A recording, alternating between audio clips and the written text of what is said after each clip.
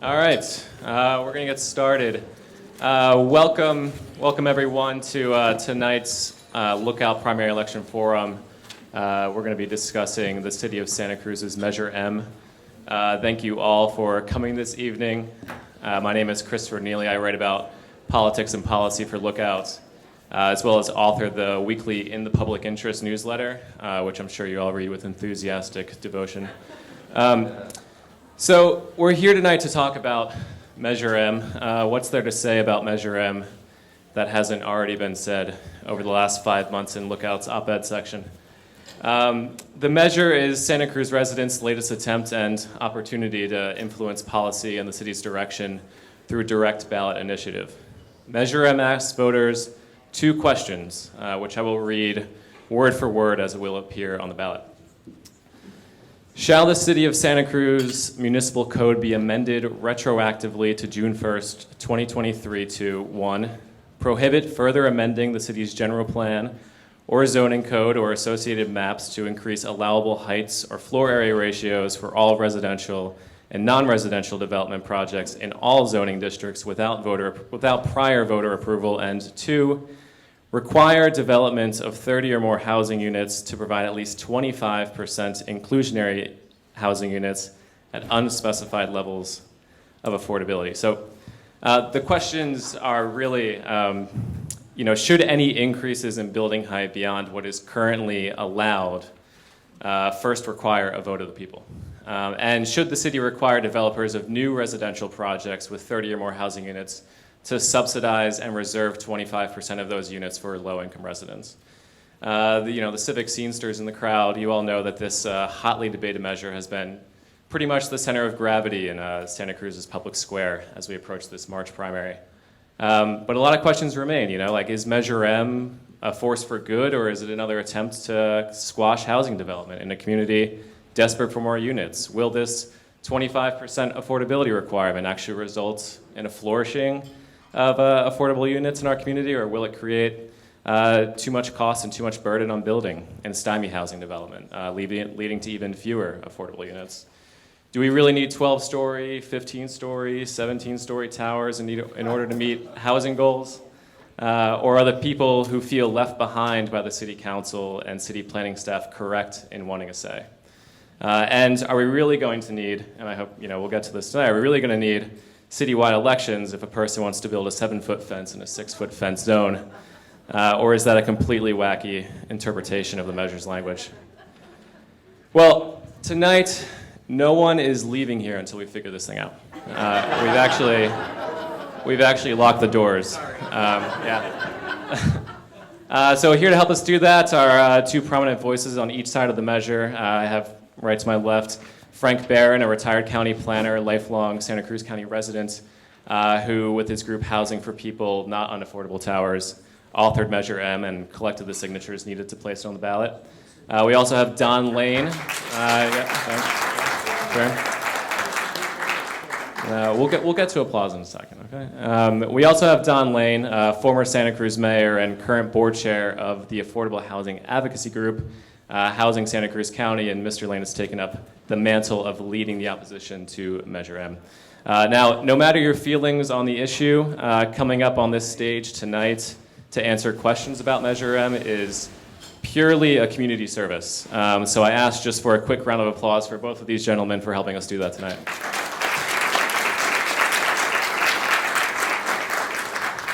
All right, so how this is going to work, each side is going to get a quick 2-minute introduction. I'll then ask some questions to Frank and Don. We're going to allow 2 minutes for answers, roughly. And Ruby, for you guys, Ruby is going to be keeping time, so just keep one eye on her always. We'll allow some time for rebuttals, and but really, since there's only 3 of us on stage, I kind of hope that this will be a little bit more of a conversation, more debates, rather than kind of like a structured forum. And after that, we'll take some audience questions, and then we'll move on to a lightning round. Lightning round, usually something for political candidates to get a little bit of personality, but it's also a nice little exercise to kind of lighten the tension on stage. So, we'll do it at the end. Okay, and before we begin, I do want to do something real quick. I want to take a quick poll with a show of hands. So Who here believes they will support Measure M in the election? Raise your hand. Okay. And who here plans to oppose it? Okay. And who is still open-minded on the issue and feels, with the right arguments, they could be swayed to one side or the other? Okay, only a few of you, so that's kind of what we're working with tonight. Last note, just try to hold your applause between answers. We want to get to as many questions as possible. And with that, we'll kick it off, and we'll start with Frank, since he's most immediately to my left, with 2 minutes. And Ruby, you can start the clock. Thank you, Chris. Thanks, Don. Measure M is simple. It does two things. First, it will let people vote on the city's rules governing building height. Excuse me. Oh, sorry. Let me start over. Measure M is simple. It does two things. First, it will let people vote before the city's rules governing building height can be changed. This gives local residents power. Secondly, it will increase the amount of affordable housing that developers will have to include in their projects by 5%. This will help deal with the affordability crisis. Don't be distracted, don't be confused. It's simple. Do you want these two things? If so, vote yes on M. Measure M provides for direct democracy. It requires a majority vote before the city's general plan or zoning ordinance can be changed to allow buildings above existing height limits that are already quite high at 5 to 8 stories in most of downtown and south of Laurel. M will also boost affordable housing. It increases the percentage of required affordable units from the current 20% up to 25% in projects of 30 or more units. The Planning Commission recommended a similar change, but the City Council refused to adopt it. Now voters can adopt it. Don't believe the falsehoods. Measure M does not require a vote for small projects like over-height fences or accessory dwelling units. These do not need a zoning ordinance amendment, so no citywide election would be required. Measure M does not slow the production of affordable housing. Santa Cruz is a very lucrative real estate market, and developers will still be building here, even if they have to build a few more affordable units. And there's plenty of room to meet the state mandate of 3,700 new units under existing zoning. There's no need to upzone. Measure M does not create more sprawl. Barcelona and Paris level density is already allowed in the downtown and south of Laurel. Elections under Measure M would only happen if developers want to build the 12-story towers currently proposed or the 17 and 22-story skyscrapers they have previously proposed. Measure M does not push high density into the outlying neighborhoods. It actually protects those neighborhoods by requiring an election when developers want to build higher than the typically allowed 2 to 3 stories. Thank you. And Don, why don't you start? 2 minutes. Thank you so much, Chris and Frank and everyone. Thanks for being here. I have some sympathy for Frank and the defenders of Measure M. At first, these folks could knock on doors and tell a one-sided version of their story, of their proposal. Now it's gotten harder. Many people who know a lot about housing policy and planning policy and housing finance are pointing out all the problems with Measure M, and there are a bunch. Here are a few examples. They can't get around the vague language they wrote and around the legal analysis showing that Measure M would require elections for many things, not just for tall apartment buildings. Take a look at the piece of paper we passed around with a few different squares, and you'll see exactly what I'm talking about. They can't get around the fact that pretty much all of the affordable housing groups in the area are on record against Measure M. Why would Housing Santa Cruz County and Santa Cruz YIMBY and Affordable Housing Now and the Student Housing Coalition and Housing Matters all oppose Measure M if it was good housing policy? They cannot debunk the nonpartisan analysis of Measure M conducted by the respected and professional Kaiser Marston firm. This detailed analysis showed the significant flaws in Measure M, especially around meeting our community's housing needs. The yes team tries in a bunch of ways to say something is a little off in the analysis or something wrong with the people who did the analysis. But listen carefully.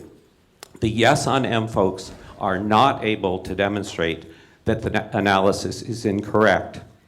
Their gut feelings and hints are not a factual analysis.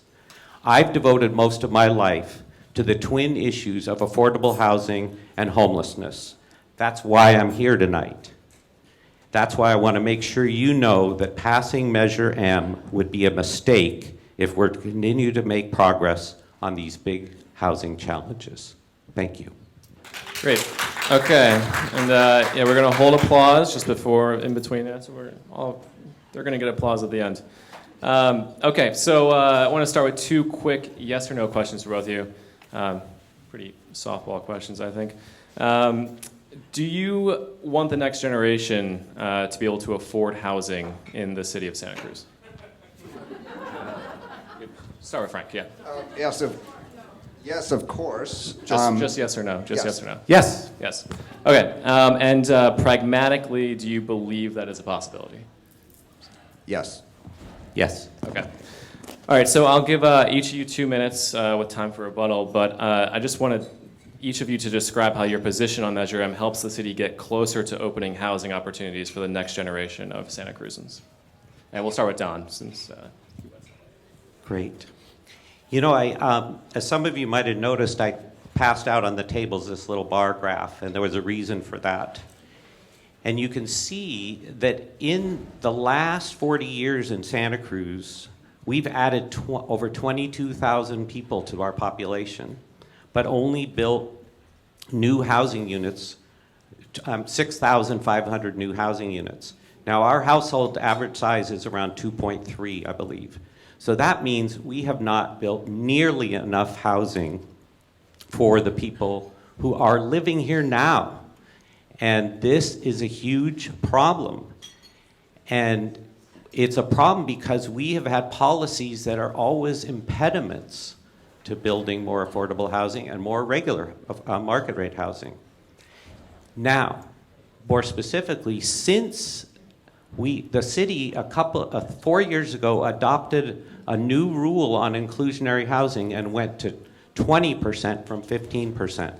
Since that went up in the city of Santa Cruz, only one project with 14 units is either completed or under construction. In other words, when we go too high on this inclusionary rate, the housing stops being built. If we continue to stop building housing through these poor policies, such as what's contained in Measure M, we are not going to be able to see our children live in this community. And we want that. We want our children to be able to find a place to live in this community. They're not. They're moving away now. Thanks, Don. Frank? Measure M would require a vote only when developers want to go above the existing zoning height limits. And as I mentioned, those are quite tall already in the downtown area, 5 to 8 stories for most of the areas there. 1,200 units can be built under existing zoning in the south of Laurel area alone. That's 29 acres. That's a city study that determined that. So that's quite a bit of housing. Then north of Laurel, the traditional downtown, probably another 1,000 units can be built there. So there's a lot of housing that can be built under existing zoning, and there will be. The citizens should have the right to be able to determine what the city is going to become, how we're going to grow. Do we really want to have 22-story buildings, 17-story buildings? Do we want? If a majority wants it, then sure. But I think the voters should have a say in the matter. Thank you. Don, any rebuttal? I do want to mention that because one of the points of contention I think you well identified is what would have to be voted on. And again, I passed out on the other side, you might want to look on the other side of the paper we passed out. These are examples of what are called development projects under city planning rules. accessory dwelling units, which are backyard cottages, apartment buildings, fences, and homeless services buildings.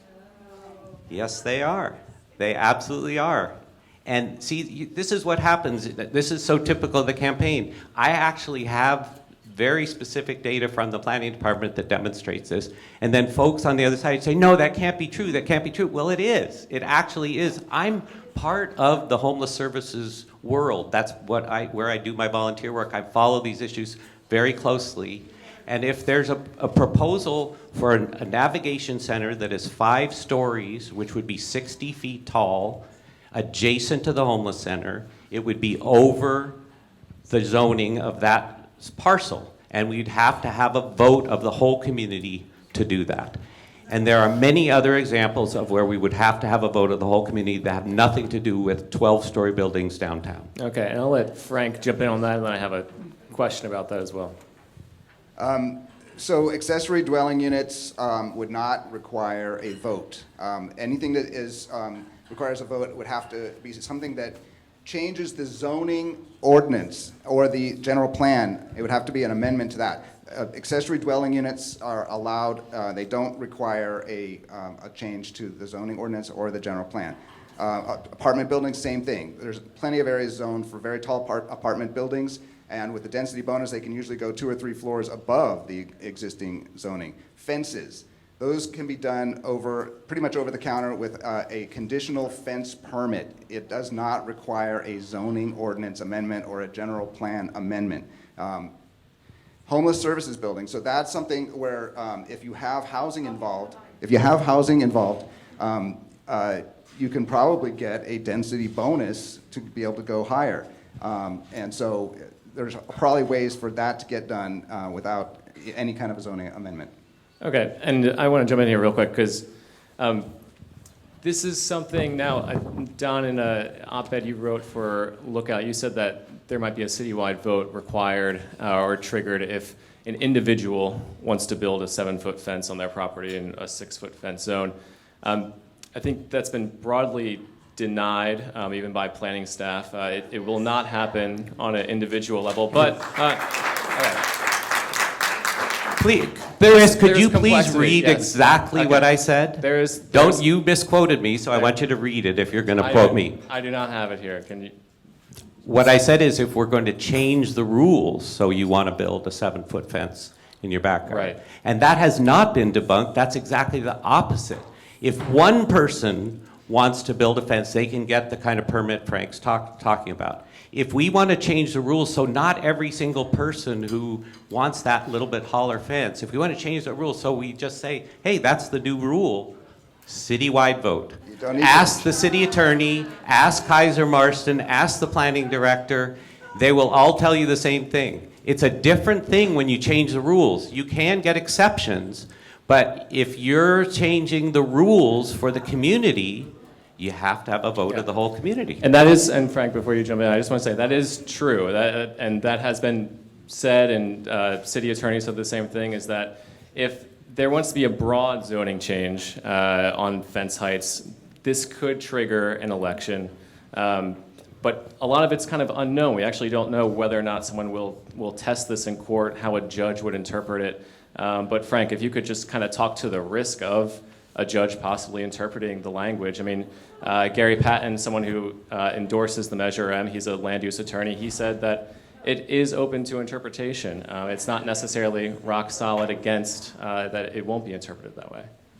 It's very clear. The wording in the implementation section of the ordinance says the only thing that requires a vote is a general plan amendment or a zoning ordinance amendment that increases height. So that's the only time that a Measure M election would be triggered. I want to say I absolutely agree. That's exactly what it says. And I want to read what you mentioned, what Gary Patton said. He says, this is your quote. You got him to say this, Chris. Those who are saying it's unclear and the fence argument could apply, they have a point.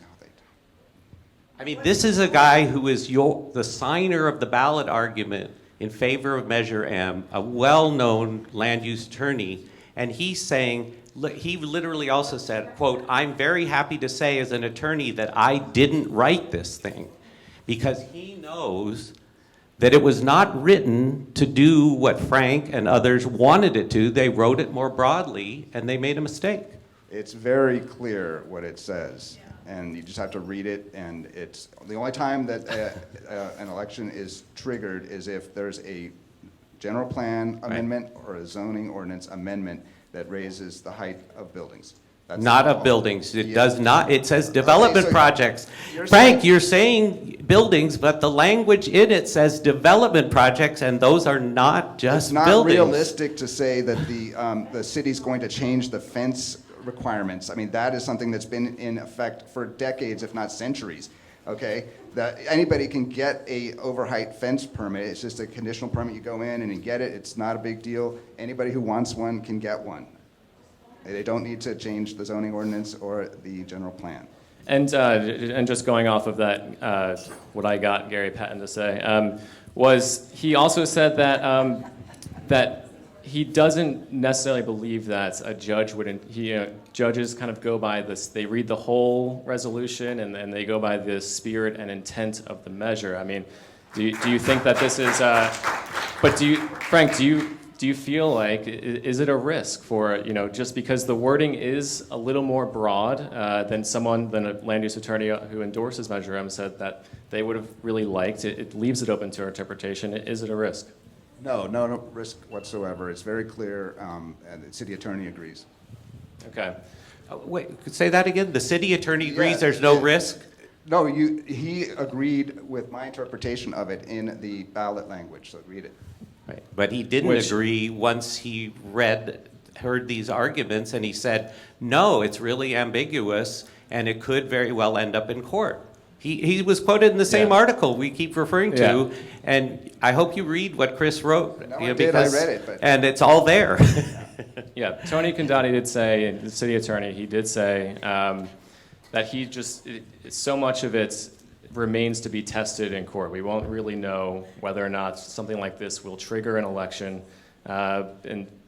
Honestly, testing statutes by litigation is not the most ideal way, but sometimes it's the way you have to do it. All right, we're going to move on a little bit. So in San Francisco last year, the city's elected leaders voted to slash its affordable housing requirements in half temporarily. Leaders said the city needed more housing, especially with the new housing requirements placed on them by the state, similar ones placed on Santa Cruz, and said the decision was based on data to help spur more housing development. Frank, I know your side has argued the 25% affordability mark proposed by Measure M was inspired by a 2022 Planning Commission recommendation. It wasn't just plucked out of thin air.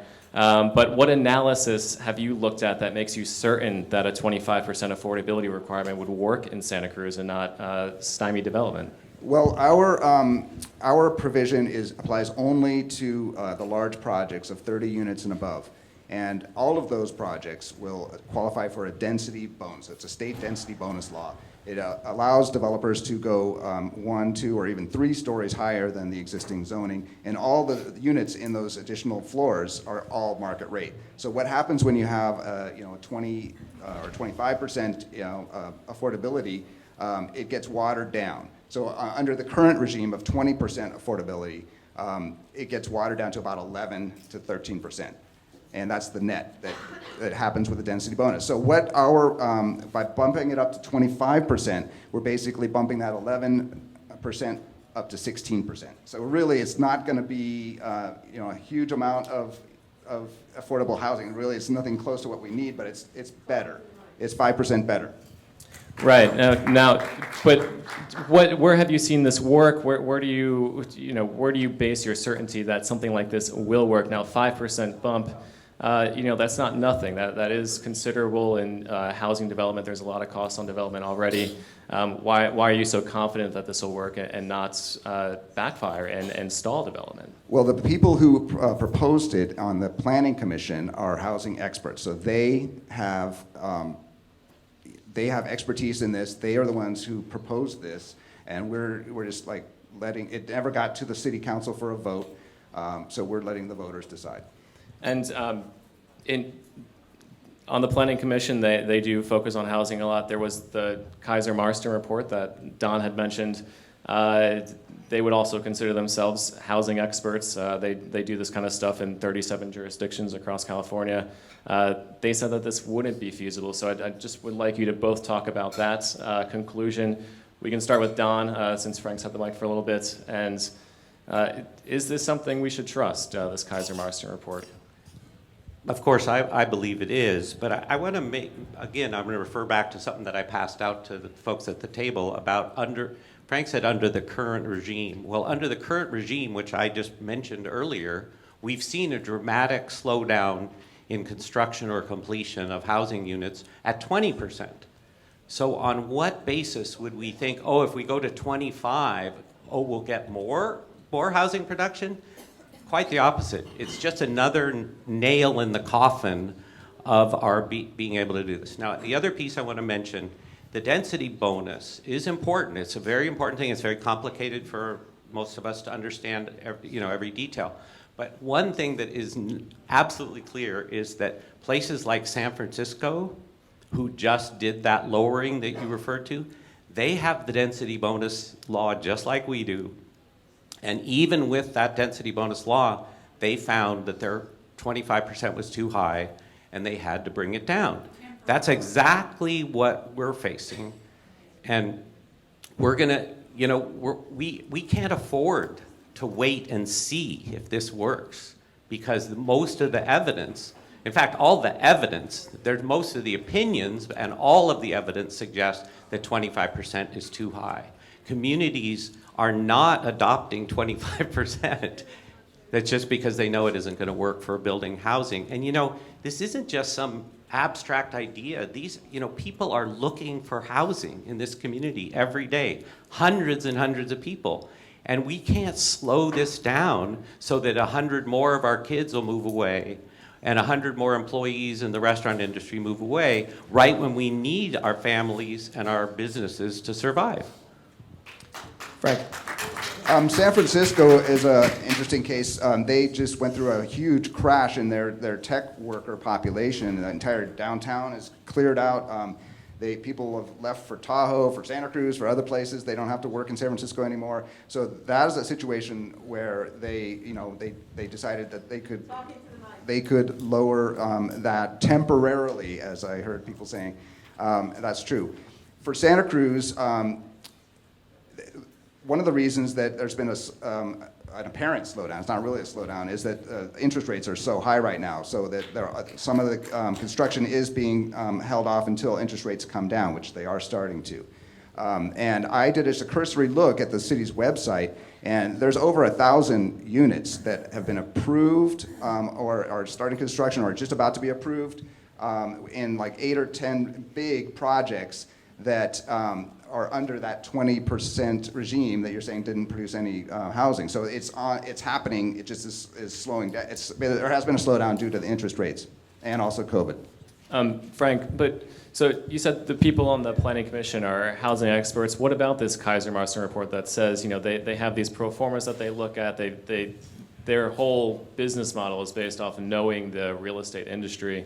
They said that this 25% would not work in Santa Cruz. Well, I would trust what City Council member Sandy Brown had to say about this, and she basically dismissed the conclusions of the report, noting that the models that they use are based on developer assertions. Basically, this is what developers say they need. So we're going to trust what they. That's not based on any actual economic evidence. That's according to Sandy Brown. And she noted that we are in a very unique situation here in Santa Cruz where we have the biggest economic engine in the world right over the hill, 40 minutes away. And we're one of the top beach towns in the world, really. And so that situation creates an enormous demand here, and the normal law of supply and demand doesn't work in this situation. You have anything to say to that, Don? Wow. Let me start with the last thing. So I just went online to look around at some places for rent that aren't brand new. apartment building downtown, like 1010 Pacific, and they're offering huge rent reductions for people who will move in there right now. And isn't that, now why is that? It's because at the higher rent, they weren't getting enough people to rent them. But now if they lower the rent, now some more people will move in there. I believe that's a function of what's called the law of supply and demand, which Frank says doesn't operate here, but I do want to assure you it does. That housing costs when people won't pay the high price and stuff stays vacant, the price goes down, and then more people will move in. What were That's the the law prices? of law of supply and demand. What were the prices For at that place, it was $3,000 for a one-bedroom? right. And see, this is another piece that I think is so important to talk about. There are so many people in this community who have middle income jobs who want an apartment and would pay $3,000 a month for it. You may go, oh my God, they can't do it. But they do, and they want to, and what they do instead is they live in Salinas or Watsonville because they can't find a place here. That's what, going back to that chart, what happens when we build only 6,500 units, but we have 22,000 more people here. We can't keep doing this. We have to build the housing. Thanks, Don. All right, so Frank, and you just said this, that the laws of supply and demand don't really apply to Santa Cruz because we're such a desirable place to live. What other option do you see in Santa Cruz to lower housing costs for everyone besides rapidly building more housing? And I forgot to mention that the demand side is that you have these high-tech workers that make a lot of money. The average or the median wage at Google is $280,000 a year. That's the median. So half the people at Google make more than that. And of course, you're going to want to live in Santa Cruz if you're a Google employee. You have 3 buses every weekday morning going from Santa Cruz to their HQ in Mountain View. You got 2 double-decker buses coming back each night. And it's just very easy for them. I mean, why would I live as a tech worker, why would I live in Cupertino when I can be in Santa Cruz, work from home 3 days a week, go into the office a couple days a week on the bus? It's very easy, and $4,000 a month for a one-bedroom, no problem for my $280,000, a year wage. Anyway, so So what other option do you see in Santa Cruz to lower housing costs for everyone besides rapidly building more housing? Well, I think we're going to be rapidly building more housing under existing zoning. There's room for 8,364 units under existing zoning, according to the city's analysis. So, in earlier city's analysis, the state approved the 5,000 number in the range of 5,000 to 6,000. Well, it's still thousands more than what we need for the next round of state mandate. So, I think that we're going to be building a lot of housing, and if we make it so that 25% of those units have to be affordable to people who live here, make normal wages, it's going to increase the amount of affordable housing over not doing that. Okay, good.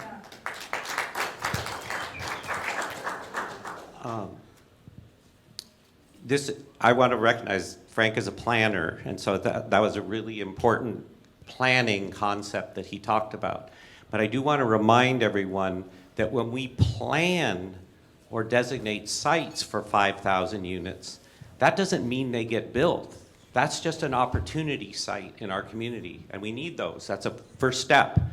But if the people who actually build the housing say, crap, I can't make it work if I have to do 25% affordable, I guess I'm just not going to build. And then we get nothing. And that is the problem with the 25%, is that 25% of nothing is nothing. And that is a problem. We can't do that anymore. We've already shown, Frank is right that there are a lot of projects in the pipeline. But most of the ones you see around here that are going up and happening, yeah, great, housing, those were all applied for when the inclusionary percentage was 15. That's a number that builders can work with. 20 has been more problematic, 25 is a disaster. Okay, so Why heights? Why make height go the way of new taxes and elected officials in the sense that we need a citywide election to approve them? Is this good? Is it bad? Why is it good or bad? And Frank, you could start. People are shocked about some of the things that are, some of the buildings that are going up now. Take the example of the Pacific and Laurel, the huge 6-story building that people, saw that and freaked out. And just imagine twice that tall, and then not just one building, but 29 acres of twice that tall, over on the other side of Laurel. So that's what they're proposing, and we're saying let's step back, let's let the voters have a say in this. A lot of us want the Warriors to stay. I personally want the Warriors to stay. I think that we should find a way for them to be able to stay with maybe 8-story buildings and a nice new arena. I would vote for that. A lot of people would vote for that. But I don't think people are going to be happy about 12-story buildings without a vote. That's just the beginning. That is just the beginning of what is going to happen if Measure M fails. It's going to be the gates will be wide open to the next thing will be 15 stories. Next after that it'll be 20 stories. So it's going to really change Santa Cruz. I think a lot of people are saying let's just step back, let the voters have a say in the matter. Let the voters voice their concerns. And if 50% plus one want to do it, that'll happen. It's a majority rule. And the city, I think, has said that the plan is for only a couple or 3 buildings to be up to 12 stories. It's not do you not trust that? Or they haven't said anything. All they've said is that it is 12 stories. They won't even say how many feet that is. So it could be 180 feet, at 15 feet per story, or it could be 130 feet. We don't know. They haven't specified the locations or the numbers or the height in feet. And so, Don, height, direct democracy, good or bad? So I do want to just comment on what Frank just said, that he's absolutely right. We don't know the plan there yet. That's absolutely correct. And so in the absence of an actual plan, the supporters of Measure M go, it might be 27 stories, it could be 14, it could be 29 acres, it could be 2 acres. But we don't know that, and yet we're being sold Measure M as though we do. And that's a fundamental flaw of Measure M, is that it's all based on a fear that something might happen. But democracy has many different ways it could work, and a different way it could work is we could wait and see the concrete proposal that's going to be made for that area. And if people don't like it, we can fight it out at the city council. And then if it doesn't work there, then we can put it on the ballot. Right now, we're saying Excuse me. Sorry. Please. Thank you for being so polite. I've interrupted you a lot, haven't I? All right. Let's keep it on stage, please. All right. There you go.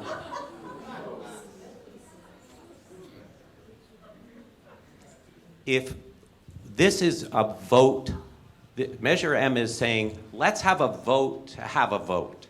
If we want democracy, let's have a vote on a specific situation that is going to happen. Measure M could have said, let's just have a height limit of 8 stories south of Laurel. Could have said that. And then that would have been the real issue. That's what most of the people in this room, I believe, are most concerned about.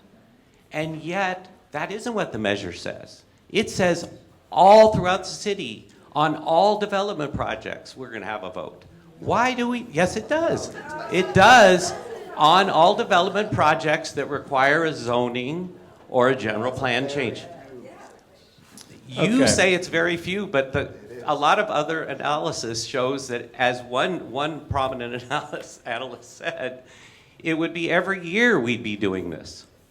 And see, and there you go, you're just going, no, but where's your expert evidence that that's not correct, Frank? Where is it? Everything that's being built now is under existing zoning. So, even like the food bin one, that is existing zoning. So we're talking about things that go above that. Right. Okay, so that is when you need a vote under Measure M.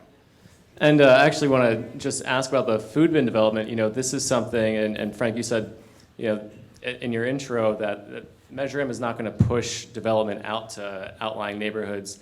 And in conversations I have with Don, this food bin development on Mission, and I don't know who's paid attention to this, it's a 5-story, 59 units, mixed-use development. Food bin will be on the first floor, and then, stories of housing on top. That's much taller than anything that is currently on Mission. Do you not think that the development pressure will move towards areas like Mission, and we'll start seeing more developments like that on the city's corridors? And do you like the food bin development, and do you want to see more of those? And why wouldn't Measure M No, I don't enforce like that pressure there? that particular development at all. But that is already in the existing zoning, and there's nothing we can do about that. State law prohibits you from downzoning, so we have to live with that type of development along the corridors, and it's already zoned for that, so there's no pushing it, it's going to be happening regardless. There's going to be, in certain areas, there's going to be projects like that, and there's nothing that we can do about it because of the state regulations. What we can do with Measure M is make it so that if they want to go up above that level, if they want to do 12 stories at the food bin or that type of location, that would require a vote of the people.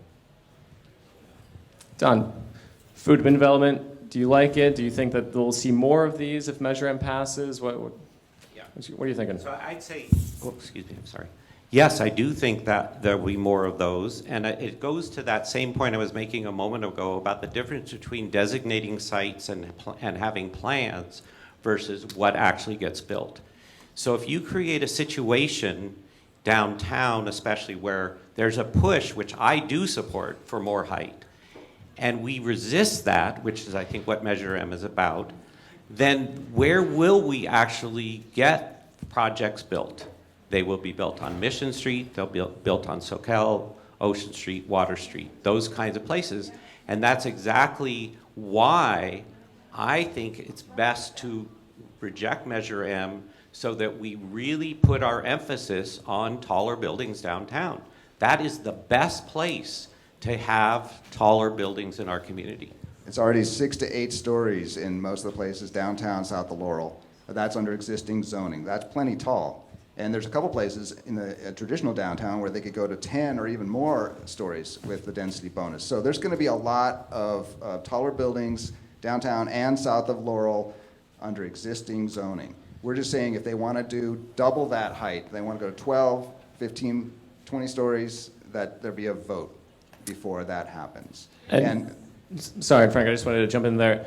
Do you not think that having a development like the downtown expansion plan and taller buildings and dense development will not remove pressure? So there are fewer projects along Mission, and that are that's not how stories? It works. There's no pressures. It's already zoned. The corridors are already zoned for developments like the food bin. Unfortunately, with the density bonus, you're going to have 5, 6 story buildings and with zero parking. That's just state law. There's nothing that can be done about that, and there's no pressure that would increase that. It's already it's baked into the zoning. So if a landowner wants to do that and they have a developer to do it, they can do it now.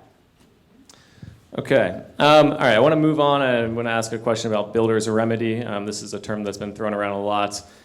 So the state is asking Santa Cruz to build 3,736 new housing units by 2031. That's 5 times as many as Santa Cruz was told to permit between 2015 and 2023. The state has new teeth in making sure communities are building this housing that they're requiring. None sharper than builder's remedy, according to a lot of folks.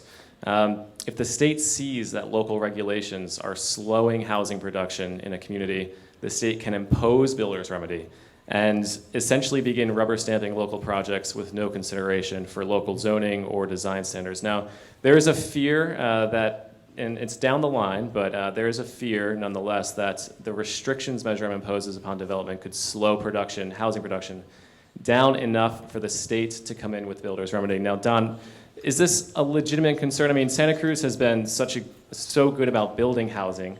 They're a very housing-forward community. They've been recognized by the state. Would the state really come down on this community so hard?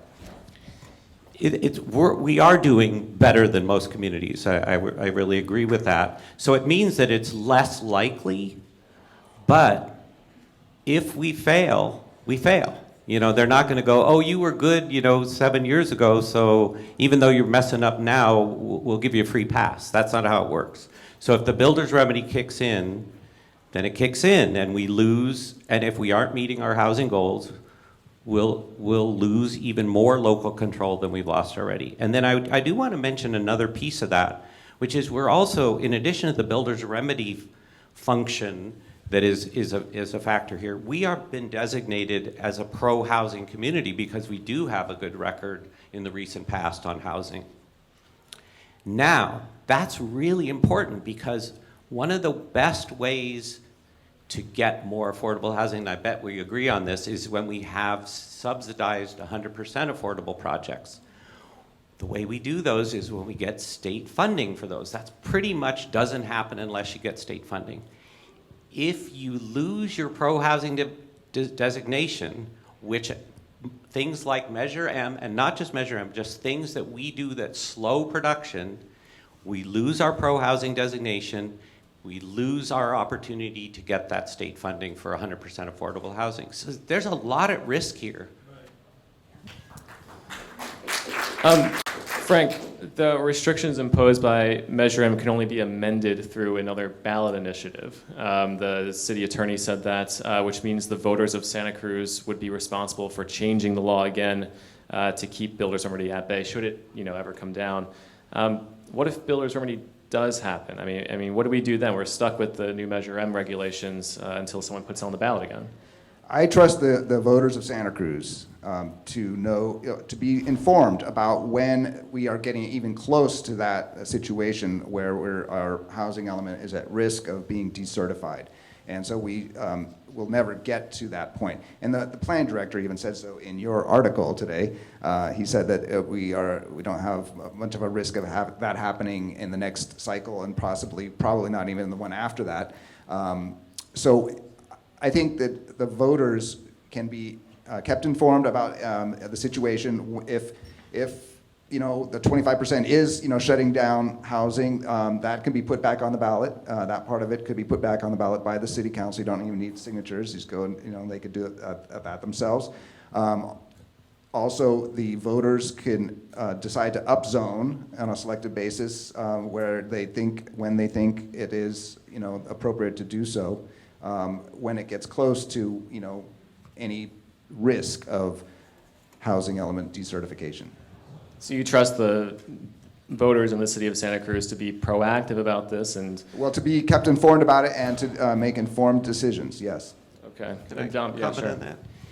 See, I think this is one of the things that is most troubling for me in this whole conversation, is that we get into this idea that, we'll see what happens, we'll maybe the builder's remedy will kick in a few years and then we'll have to do something about it. And all these different things of, we'll wait a little bit more and see what happens. We've been waiting for 40 years to build enough housing. And people in this community who need it have been waiting that long.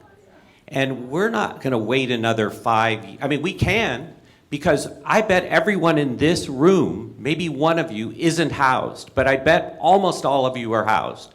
But there's a whole bunch of people who aren't here, who aren't housed, or are living in Salinas, coming to work in Santa Cruz, because there isn't enough housing here and we haven't built enough housing here. And they don't want to wait another 5 years to see if Frank's right or not. I don't want to wait that long either. Okay, I want to move to an audience question. Why was, and you both will have a minute 30 to answer this one. Why was Measure M written in a way to make all development, including 100% affordable housing projects, subject to a vote? Would you oppose a 100% affordable housing tower? Let's start with Frank. Absolutely not. And that is not correct. Those types of projects are not subject to a vote. I mean, that would be something that would be you could do under a state density bonus, and you could build 100% density bonus if you had that much affordable. Don? There's a lot to that there will be a certain margin in between that wouldn't, where affordable can go taller because of the density bonus. But it's not unlimited. So I think Frank is only half right there, that if even a 100% affordable project, even with its density bonus, goes beyond, needs more stories to make it work, we got to vote of the people again.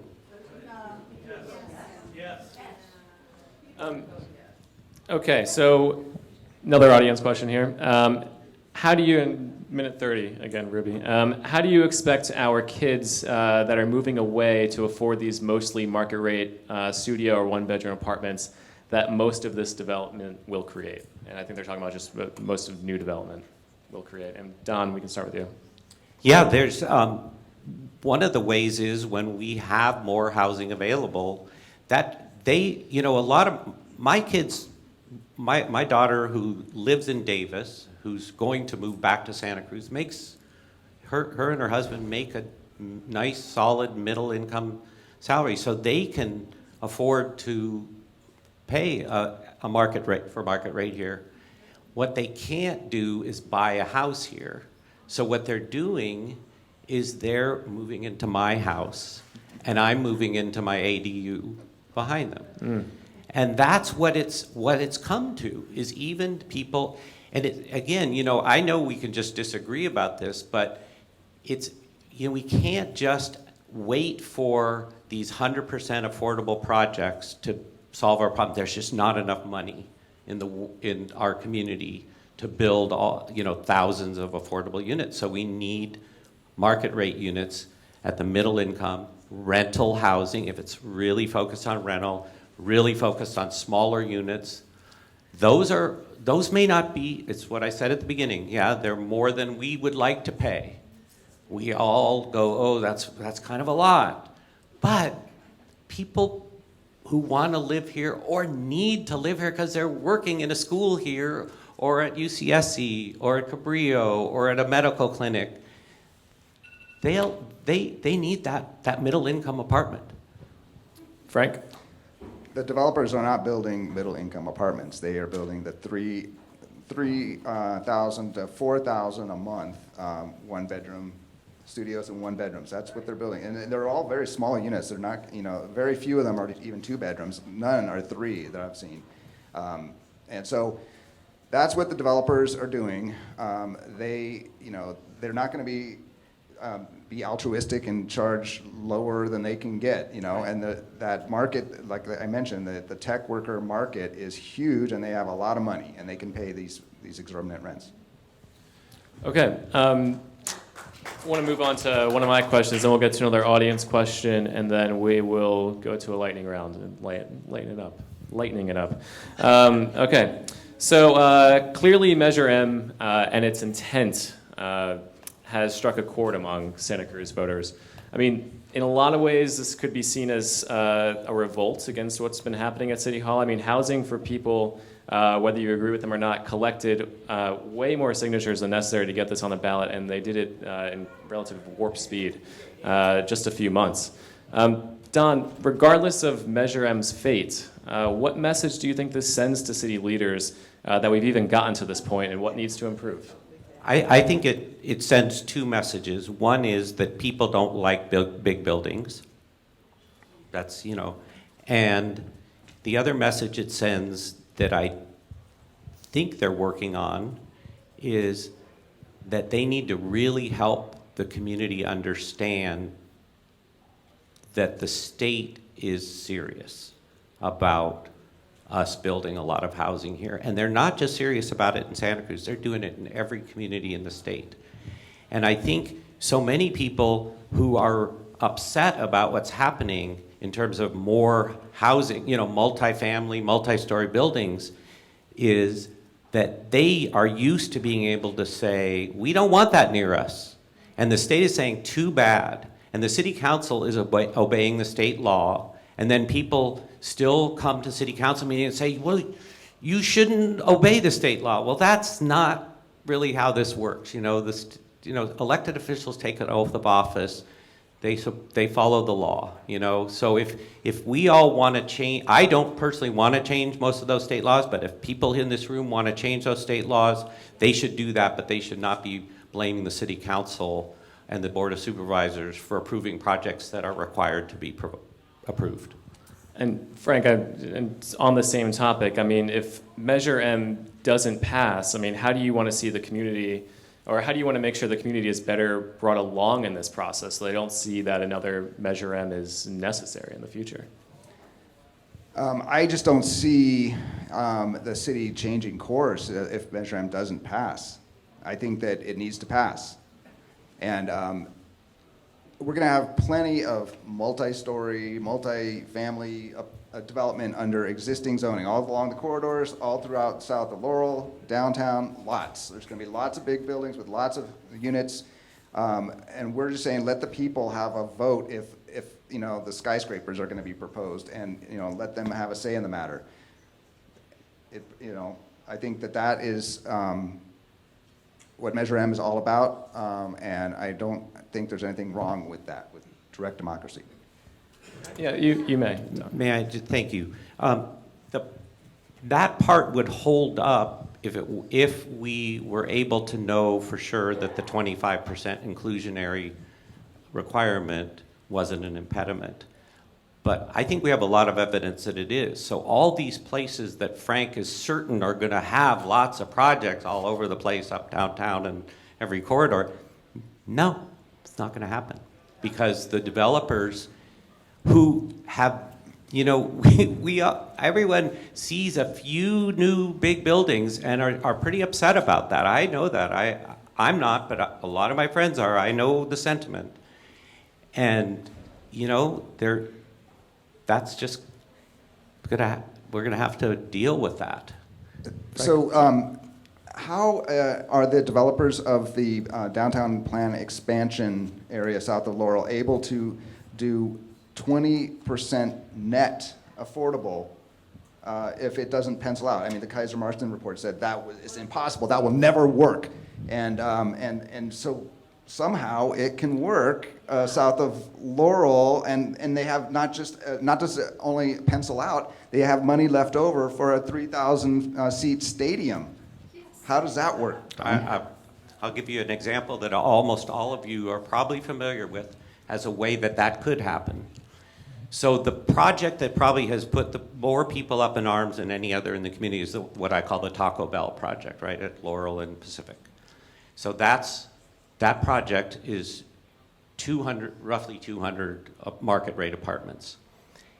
Right next door, I'm not sure everyone knows this, but right adjacent to it, there's a separate building that is not part of that project. It looks like it pretty much is, but it isn't. And that's 100% affordable apartments. And that was done because the city made a deal, which some criticize and I think was fantastic, that said, you build your thing, market rate, right next to it, you give us the land, and we'll give that to a nonprofit housing developer, and they'll build way more units there than you would have in your inclusionary. You would have built, you know, like 30 units. We're getting 85 instead. So that's how, if you do an area plan and you turn some of the land over to a nonprofit developer, they can end up, our net affordable housing in a region like that could be 20%. And Don, why do you think that's more attractive to a developer, though, to do that kind of thing where they buy a whole separate parcel and then donate it rather than just include the units in their property? Because of that, because it's cheaper for them, but it also generates more housing units. It's like, to me, this is like the classic win-win. There's nothing wrong with a developer saying, hey, I'd like to make my project pencil out better. So they do that, and then by buying the land and donating it, giving it to a nonprofit, we get way more affordable units. That's great. By my calculations, that's even over 25%. Right. So you're saying it's possible? I'm saying it's possible if you don't do it as an inclusionary. You're saying it has to be. No, it wasn't inclusionary. Yeah. That was an exception rather than being inclusionary. Well, inclusionary can be in lieu. You can give land, or you can pay into a fund. So it sounds like 25% is perfectly possible. If there's some land right next door. It doesn't have to be next door. It could be down the block. It could be, a few blocks away. Do you know what the inclusionary ordinance says for the city of Santa Cruz on that subject? I It can't. says it should be very rare and exceptional that the opportunity to build affordable housing off-site, and so it can't just be done willy-nilly. It has to be done in really unique circumstances. So that unique circumstance might be where we have a huge opportunity to build hundreds and hundreds of units, including hundreds of affordable units, and get an arena. That's the kind of deal that works for everybody, but it doesn't work in every situation. It sounds like it's possible to do 25% inclusionary. It sounds like in your dreams it's possible. No, it's possible in those two examples. And just want to point out clarification there. We don't know yet if the 20% net and the 1,600 unit, that we don't know if that will all pencil out yet. We haven't seen the plans. So it hasn't been determined yet that is going to work, the 20% requirement in downtown expansion plan. Just yet. The city's working on it, but we haven't seen anything firm. So I want to move on to one more audience question. So the RENA number, the 3,736 units, do you consider this number to be too few, too many, or just about right for the year 2031? We'll start with Frank. Well, all I know is that number is 5 times higher than it was the previous cycle. Last cycle we had 750, now we have 3,750. And that is pretty egregious. The region as a whole, that's supposed to divide it up in each city in the region is supposed to get their fair share, right? We got a 5-fold increase, but the rest of the region only got a 3-fold increase. So somehow Santa Cruz got foisted on it 5 times the number that we had last time. And the other cities in our region, going down to Carmel and entire Monterey Bay, they are benefiting from Santa Cruz taking more than its fair share. So too many. Yeah. Don? I'd say it's a good number. I don't feel like I could speak with precision, but I don't think it's too high. And I do want to comment on what Frank said, and I think it's so important to remember why certain places are designated for more and some for less, and that is, where do people work? Silicon Valley. People don't know. In the Santa Cruz region, more people work at UC Santa Cruz and in the downtown Santa Cruz area than any other local employer. No, nothing close to that in Watsonville or any of the small cities in between. So, where does it make sense to have those people live? Silicon Valley. For people who work at UCSC should live in Silicon Valley. No, that's what you just said. That's what's the question I asked, and you said they should live in Silicon Valley. So that's a great idea. We'll even have more commuters going over the hill. No, the point is, obviously, that we are an employment center, one of the biggest employment centers on the Central Coast, and more people are commuting into Santa Cruz than into Capitola and Watsonville and a lot of the other communities along the coast. And that's, the housing needs allocation is based on that concept. We don't want people commuting long distances. We are not just an attractive place to live, we are actually an economic center, and we shouldn't be having thousands of people drive from Salinas to come to work in Santa Cruz every day. That's not good for our environment, it's not good for this community, it's not good for community building, and it's especially not good for those specific families who live with that reality. And just to finish up there, whether it's too few, too many, just right, it is the reality. That is the number that Santa Cruz is going to have to move forward with. All right, we're going to move to the lightning round. We just got a couple minutes left. These are really just super quick answers. Like I said, usually reserved for candidates, but why not? Okay, so let's see. What was your first paying job? Start with Frank. I think it was when I was delivering papers. When I was about 10 years old, I had on my bicycle a thing. I had to fold the papers and throw the papers, and that was it. Paper the green sheet in Aptos. That's great. Don? I was a camp counselor. All right. Favorite fresh produce from the region? Don, you can start. Wait, Favorite fresh produce? Wow, that's a tough one. Great strawberries are awfully good. All right. I agree with that, but I also like kale. Ugh. And leader who most inspires you? Start with Frank. I like Barack Obama. I'm right there with you. All right, and we'll end on that. Maybe note, I'll say yeah. Barack and Michelle together. Maybe is a good. Okay, let's give him a round of applause.